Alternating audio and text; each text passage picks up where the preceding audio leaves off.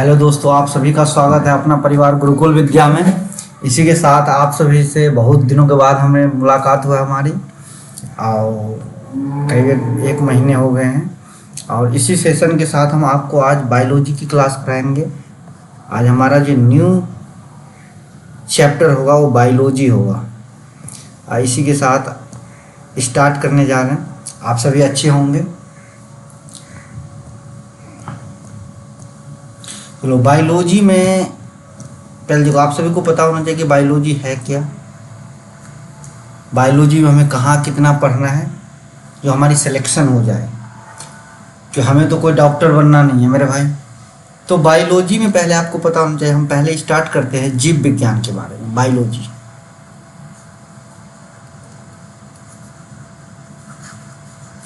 Biology जीव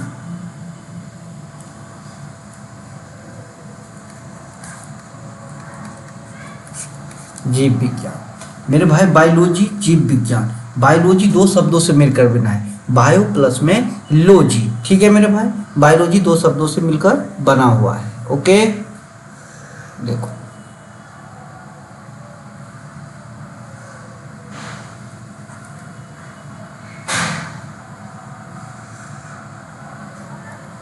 ठीक है। अब देखो मेरे भाई, पहले हम बात कर लेते हैं जूलॉजी के बारे में। बायोलॉजी को हम दो भागों में बांटते हैं। एक होता है जूलॉजी, एक होता है बोटनी।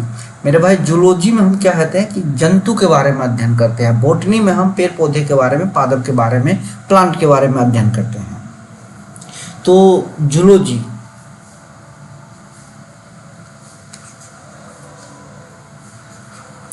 जूलॉजी जिसे हम क्या कहते हैं मेरे भाई, जंतु कहते हैं। और हमारा होता है बोटनी। बोटनी होता है, ठीक है, जिसे हम मेरे भाई पादप कहते हैं। ओके, इतना आपको समझ में आ रहा होगा। देखो, हम जूलॉजी की बात अगर हम करते हैं तो जूलॉजी में आपसे पूछ लेंगे फादर ऑफ जूलॉजी। जूलॉजी का पिता किसे कहा जाता है? तो father of zoology, father of zoology, zoology. तो मेरे भाई, फादर ऑफ जूलॉजी की हम बात करते हैं तो किसको कहते हैं? अरस्तु को कहा जाता है। अरस्तु को कहा जाता है। यही आपसे पूछ देता है कि देखो, स्टडी ऑफ, हम इसमें किसकी अध्ययन करते हैं? हम किसकी स्टडी करते हैं जूलॉजी में? तो मेरे भाई,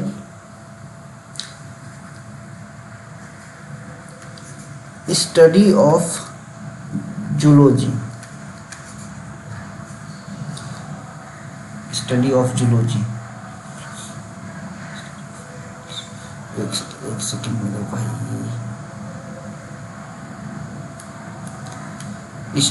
स्टडी ऑफ एनिमल्स। एनिमल, इसमें हम एनिमल की अध्ययन करते हैं। कई महान व्यक्ति, कई महान बच्चे होते हैं, वो पूछते क्या सर, इसमें आप एनिमल्स के अध्ययन करते हो, जानवर के अध्ययन करते हो? मेरे भाई, हम भी जानवर में ही आते हैं, हम भी एनिमल्स हैं, हम भी जानवर में ही आते हैं। इसीलिए स्टडी ऑफ एनिमल के अध्ययन हम करेंगे जूलॉजी में। इसकी फादर होता है अरस्तु होता है। अगर हम बॉटनी की बात करते हैं तो बॉटनी का फादर कौन होता है मेरे भाई? फादर ऑफ बॉटनी, इसका जो पिता होता है मेरे भाई, इसको हम कहते हैं थियोफ्रेस्टस कहते हैं। थियोफ्रेस्टस कहते हैं, ठीक है। इसे हम हिंदी में मेरे भाई कह देते हैं, ये हिंदी में भी वही कहते हैं, हिंदी में ऐसे लिखते हैं थियोफ्रेस्टस, ठीक है। आपको आशा करता हूँ कि हिंदी इंग्लिश दोनों में समझ में आ रहा होगा। बायोलॉजी, जिसे हम जीव विज्ञान कहते हैं हिंदी में। बायोलॉजी दो शब्दों से मिलकर बना है मेरे भाई, बायो प्लस में लॉजी। बायोलॉजी को हम दो भागों में बांट देते हैं, जूलॉजी और बॉटनी। जूलॉजी को हम हिंदी में जंतु कहते हैं, और बॉटनी को हिंदी में हम पादप कहते हैं। हम जंतु हम इसमें फादर ऑफ जूलॉजी का पिता किसे कहा जाता है? अरस्तु को कहते हैं। स्टडी ऑफ एनिमल्स, इसमें हम एनिमल्स की स्टडी करते हैं। और इसका बॉटनी की बात करते हैं, फादर ऑफ बॉटनी, बॉटनी का पिता हम थियोफ्रेस्टस को कहते हैं। इसके आगे हम करते हैं अब इसमें क्या होगा ना, हाँ इसकी, इसमें आ जाएगा इसमें मेरे भाई एक चीज़ और है आपका कि ये फादर ऑफ बॉटनी, बॉटनी नहीं, इसमें हम फादर स्टडी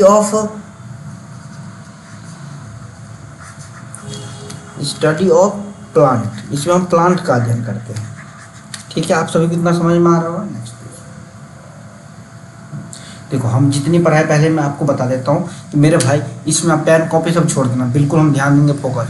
ये देखो, बायोलॉजी, बायोलॉजी जिसको हम हिंदी में जीव विज्ञान कहते हैं, बायोलॉजी, बायो प्लस मिलॉजी, दो शब्दों से मिलकर बना है मेरे भाई बायोलॉजी को हम दो भागों में बांट देते हैं, जूलॉजी और बॉटनी। जूलॉजी को मेरे भाई क्या कहते हैं, जूलॉजी का जो अध्ययन होता है एनिमल्स, मतलब नहीं, ये सो फादर ऑफ जूलॉजी, किसमें फादर ऑफ जूलॉजी का पिता किसे कहते हैं हम, अरस्तु को कहते हैं। और फादर ऑफ बॉटनी थियोफ्रेस्टस को कहते हैं। इसमें हम बॉटनी में जो है स्टडी ऑफ प्लांट का अध्ययन करते हैं, और स्टडी ऑफ एनिमल्स में एनिमल्स के अध्ययन करते हैं। ओके, अब देखो हम किसी भी चीज़ को, हमने तो पहले अभी बायोलॉजी समझा कि बायोलॉजी क्या होता है, बायोलॉजी में हम क्या क्या पढ़ते हैं, हम इसके बारे में पढ़ा है। लेकिन किसी भी चीज़ को बनाने के लिए, हमारे शरीर को बनाने के लिए किसका योगदान है, सेल का। सबसे छोटी इकाई हमारी कोशिका होती है। तो हम सेल का पहले अध्ययन कर लेते हैं, सेल क्या है। तो सेल का पता रहेगा तभी तो हम अगले नेक्स्ट जो हमारी क्लास होगा उसमें सेल के बारे में डीपली में अध्ययन करेंगे। इसलिए पहले सेल के बारे में हम बात करते हैं मेरे भाई।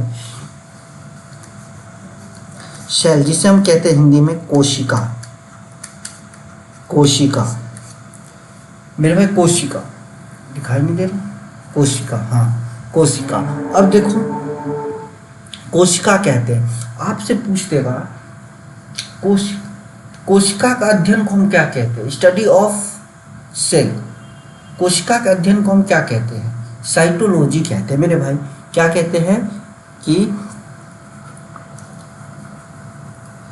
Study of cell. कोशिका के अध्ययन को हम क्या कहते हैं मेरे भाई,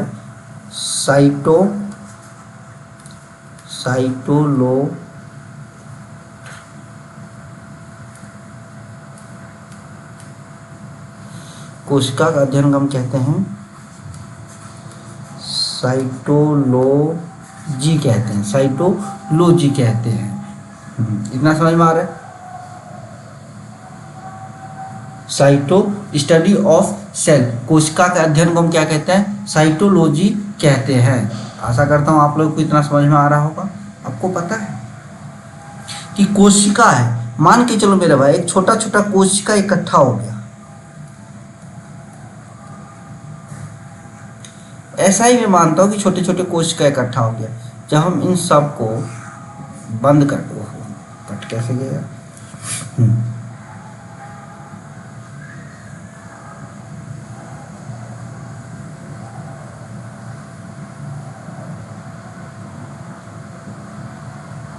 पूरे बंद कर दिया। जब हम एक पूरे कोशिका को इकट्ठा कर देते हैं, जोड़ देते हैं मान के चलो, तो क्या बन जाता है मेरे भाई, एक टिश्यू का निर्माण होता है। एक टिश्यू का निर्माण होता है। किस चीज़ का निर्माण होता है मेरे भाई, एक टिश्यू का निर्माण होता है। एक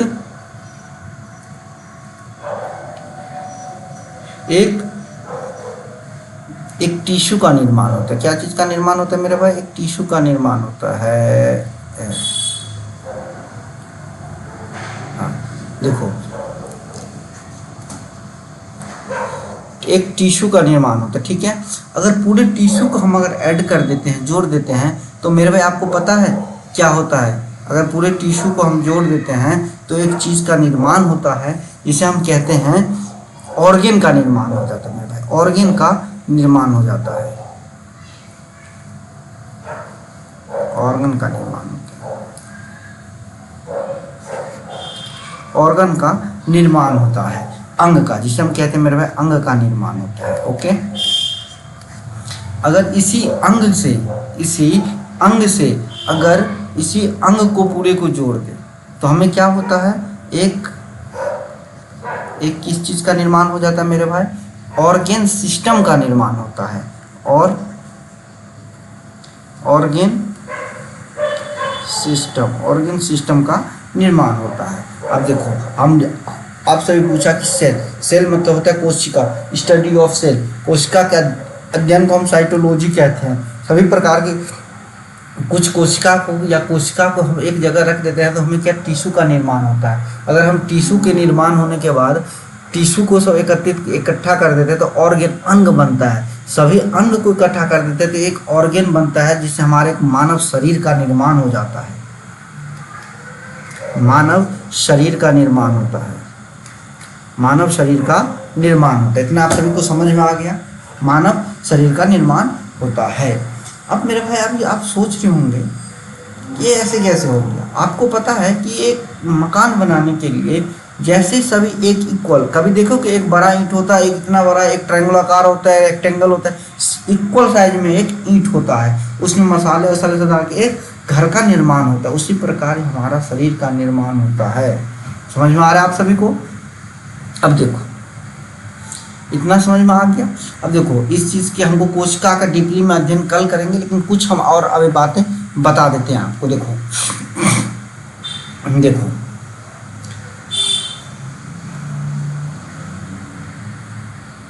आपको तो इतना पता होगा कि सबसे छोटी यूनिट क्या होती है। सबसे छोटी यूनिट मेरे भाई कोशिका होती है। सबसे छोटी यूनिट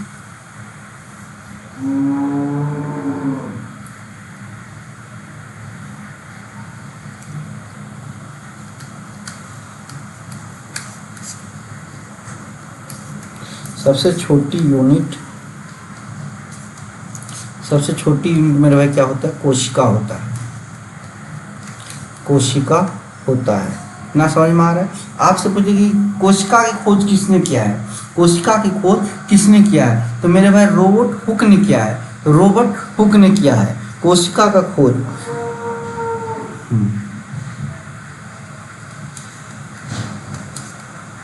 कोशिका का खोज किसने किया है मेरे भाई? पूछ लेता है कभी। रॉबर्ट हुक ने किया है।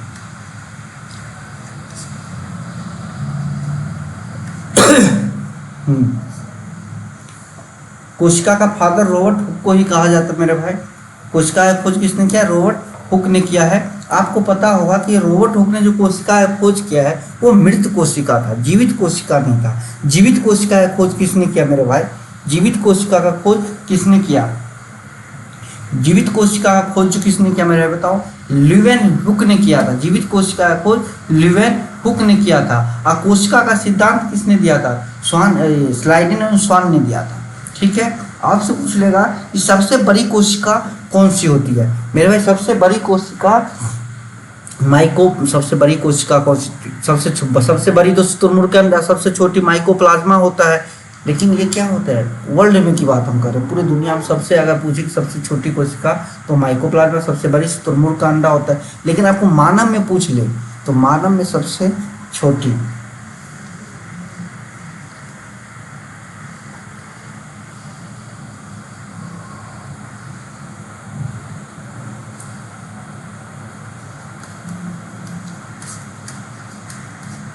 ओहो हो, ये क्या कर दिया? ऊपर कहाँ चला गया? हाँ, अब हम बात करते हैं मानव में। मानव में सबसे छोटी कोशिका क्या होता है? सबसे बड़ी कोशिका क्या होता है? सबसे लंबी कोशिका तो न्यूरॉन होता है। सबसे छोटी कोशिका स्पर्म होती है। सबसे बड़ी कोशिका ओवम होता है। आप सभी को इतना तो पता होना चाहिए मेरे भाई। तो आज की क्लास में हम यहीं तक रहने देते हैं, कल इससे आगे हम करेंगे। Thank you.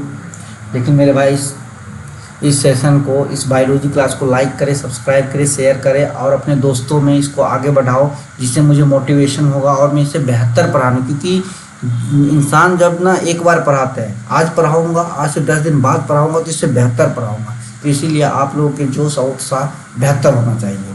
Okay, thank you very so much. जय हिंद, जय भारत।